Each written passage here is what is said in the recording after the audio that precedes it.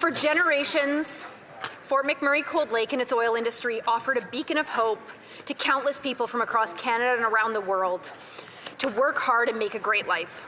My family has called Fort McMurray home for over 50 years. My dad and grandparents moved up to Fort McMurray in the 1970s in search of a better life. They worked hard to provide opportunities for their family and give back to their community. Fort McMurray Wood Buffalo is home to the third largest proven oil deposit in the world, and 97% of Canada's oil comes from the oil sands. 96% of Canada's oil sands oil comes from the Fort McMurray region. Canada's oil sands production averages 3.1 million barrels a day. I am proud to stand here representing Canadian oil sands workers in Parliament, and many years ago, like my dad and my grandfather before me, I laced up steel-toed boots and reported to work in health and safety in the oil sands. I understand how hard the people who work in Canada's energy sector work. Long hours, rotating shifts, harsh weather conditions, yet thousands of workers show up every single day to ensure our houses stay warm in the winter, cool in the summer, and that the lights are always on when we need them. Canada's energy sector currently employs nearly 1 million people, providing strong paychecks and life-changing opportunities for families and communities nationwide. And the oil and gas industry is among the largest employers of Indigenous people in Canada. As I fly back and forth to Ottawa, I meet oil sands workers coming from every corner of the country. In 2022, oil and gas contributed $45 billion in revenue to Canadian governments, funding schools, hospitals, roads, and other important public infrastructure. Yet, after 10 years of Liberal governments, Canada's economy is struggling. Eco-radicals sit around the cabinet table and advocate against Canada's world-class energy sector at every opportunity. The Liberal Leave It in the Ground caucus is alive and well, and they've made no attempt to hide their hatred for the Canadian oil and gas. I wish this MOU was a promise for a pipeline. Our country could really benefit from that kind of certainty and hope. The Prime Minister promised to build now and move at unimaginable speeds. Yet, 8 months in, and Canadians have nothing but paper shuffling, press conferences, and photo ops. The anti-energy agenda from the Liberals has been consistent and punishing over the last decade. Anti-energy messaging, delays, arbitrary and inconsistent regulatory conditions, and an outright veto of approved export pipeline. The Liberal Keep It in the Ground caucus know more oil won't be produced if it can't get to market, which is precisely why they are so obstinate against any kind of existing pipeline expansions. With all the debates happening around pipelines, one might think that they're new. Yet they've existed since before Canadian Confederation. Canada's first natural gas pipeline was built in Inniskillen Township near Sarnia, Ontario in 1853, 172 years ago. In 1862, the first oil pipeline was built from Petrolia to Sarnia in Ontario. It was in 1947 with Leduc No. 1 and 1948 with the Redwater discovery that pipeline construction really started to accelerate in Canada. Alberta's oil was soon connected to markets. Oil sands, which is a mixture of bitumen, clay, sand, and water, was developed by Dr. Carl Clark, a hot water separation process that then paved the way for large-scale development in Fort McMurray region. And the first major commercial operation was Great Canadian Oil Sands, which is now Suncor, opening in 1967. Just as the earliest days of oil development, pipelines were the solution to get oil and gas from source to market. There are more than 840,000 kilometers of pipelines that crisscross the country. And I quote, "Pipelines are a safe, reliable, environmentally friendly way of transporting oil and gas." That's a direct quote from Natural Resources Canada's website. They go on to say, and I quote, "On average, each year, 99.999% of the oil transported on federally regulated pipelines moves safely." Canadians should be the world's energy producer and supplier of choice. Our economy should be self-reliant. We should have energy sovereignty and energy independence. Yet Liberals time and time again put ideology ahead of supporting our economy. Liberal MPs do not mince their words when speaking about their hatred of pipelines. Victoria MP said, "I have heard from my constituents on this today and for several months. They, like me, are decisively not in support." Then there's Laurier St. Marie MP, who quit cabinet over the MOU and said, "I sincerely doubt that a new pipeline will ever get built." Or Fleetwood Port Kells MP that said they must have consent of the Premier of British Columbia, and if not, there will be no pipeline. Whereas the BC NDP Premier, that the MP from Fleetwood Port Kells wants to have consent for, has said that, and I quote, "It will never be built, and I am not in favor of shipping raw bitumen through our coast by lifting the oil tanker ban." Liberals now claim to value Canadian oil and gas and that they want to increase exports. But after a decade in office, their track record is interfering to kill 4 pipelines, 2 of which were specifically designed to export off the west coast and east coasts. And now they dangle the promise of a pipeline maybe one day. But the Prime Minister only needs to do one thing to get a pipeline approved: get out of the way. Hear, hear. And unblock trillions of dollars of private sector money and investments to build pipelines and energy infrastructure in Canada.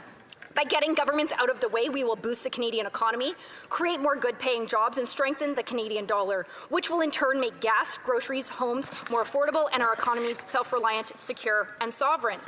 As described earlier, to so many Canadians, Fort McMurray represented a beacon of hope, prosperity, and an opportunity for a fresh start.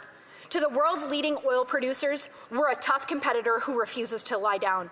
But for far too many politicians in this chamber, we are simply a cash cow, and to the fringe eco-activists, we are the enemy. But to me, Fort McMurray has and will always be home. I was born and raised here, and Conservatives of every stripe have always had our back. They understand that when Fort McMurray works, Alberta works. When Alberta works, Canada works.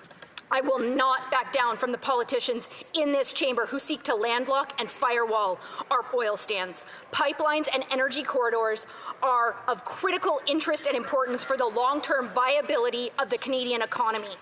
Hope is on the horizon, though, Mr. Speaker. Conservatives are going to do what we have consistently done for decades: support Canadian oil and gas workers, support Canadian oil and gas, and support the Canadian economy. Unlike Liberals, Conservatives are united, and we sure do not have a Keep It in the Ground caucus. We are consistent in our position, and we will say the same thing, whether we are in British Columbia, Alberta, Newfoundland, or Nunavut, and everywhere in between. Conservatives will keep fighting to boost Canadian paychecks, make energy, food, and homes affordable, and our economy self-reliant, secure, and sovereign. Because frankly, Mr. Speaker, it's about time, and we have the energy. Comments, questions et commentaires. The honourable member for Humber River Black Creek. Congratulate my colleague on her speech and her enthusiasm. I think there's a lot of enthusiasm in this House for things to be done right. So I want to ask the member if she's going to support the government's MOU. The honourable member for Fort McMurray Cold Lake. Thank you, Mr. Speaker, and I want to thank my honourable colleague for that question. It's really challenging. We pulled the words for this motion directly from their MOU. We didn't mince words. We didn't do something and play politics and change anything up. We pulled the words directly as they were in the MOU. And the fact that the Liberals and the Keep It in the Ground caucus has somehow convinced the government to vote against this is shameful. I hope they do the right thing and support our motion and show Canadian energy workers that they have their backs. But I highly doubt they will. Hear, hear. Questions and comments, questions et commentaires. The honourable member for Bruce Grey, Owen Sound. Thank you, Mr. Speaker. To my honourable colleague, I'd like her to elaborate on just the benefits of getting more of Canadian liquefied natural gas and oil to foreign markets to not only help combat climate change, but to the economic benefits that Canadians would have by us growing our economy and getting these natural resources to market. Member for Fort McMurray Cold Lake. Thank you, and thank you to my colleague and friend for that wonderful question. Well, there's a lot of benefits if we were able to actually get our energy to market. What we would be able to do is displace dirty dictator oil from regimes like Russia and help put an end to the war in Ukraine. What we could do if we could get our energy to market is we could help displace coal. But because the Liberals for the last decade have said there's no business case every time governments come asking us to develop our LNG, to develop our different markets. We are in the position we're in. We can't even provide all of the energy to our own country because we can't get our energy from the West Coast to the East Coast. And that's because this Liberal government for the last 10 years has stood in the way at every single opportunity. But Conservatives, we will be consistent. Just like we have been for decades, we will support Canadian energy workers and we will support Canadian energy. Hear, hear. Questions and comments? Questions et commentaires. L'honorable député. The Honourable Member for Rimouski-Matapedia. Thank you, Mr. Speaker. Today, we have the Conservative fantasy of pipelines, drill, baby, drill, but we have to bring the debate back to the facts. Mr. Speaker, the federal government, the Liberals, have already bought a pipeline. It's called Trans Mountain. In 2017, they said it was going to cost about $7.4 billion. How much did it cost? $34 billion of our public money, 6 to 7 times the cost of the project. And the PBO has told us, listen, if we sell it tomorrow, we'll lose money. Now the Conservatives are saying we need another one. Do they like losing Quebecers and Canadians money? Is that what the Conservatives are doing? Is there an Asian market to meet the demand for a new pipeline? No, there isn't. They don't want to say that in their speeches. So, Mr. Speaker, the Conservatives who supposedly, are supposed to be good guardians of public money, they don't seem to realize that, listen, a pipeline, it's not profitable and it's not going to put money in the pockets of Quebecers. And I would ask my colleague to answer a very simple question. Yesterday, I asked a Conservative colleague, are we putting public or private money into it? They say no public money. Why are they saying something different now? The Honourable Member for Fort McMurray Cold Lake, I would like to remind the member that normally one member at a time should be standing, and sometimes because of where we're standing, we can be visible on the camera. So I'll just remind all members, it should be one member standing at once, and when it's time to answer a question or respond, that's when the member should attempt to get the eye of the chair. That having been said, I cede the floor to the Honourable Member for Fort McMurray Cold Lake. Thank you. So what are the Conservatives asking for? They're asking for the government to play a role to make sure that there's private investment in Canadian energy. Because what we've seen over the last decade is a situation where we are dependent on the government because it's so hard for companies to invest. And, Canada has become a place where the oil and gas companies don't want to invest because of all the delays, because of all the anti-energy policies from the Liberals. So what we need is different ways, pipelines to access foreign markets. There are countries that are asking us for our natural gas, our LNG, and our oil. We have markets that want our product. We need to do more to make sure that pipelines can be built here by private money.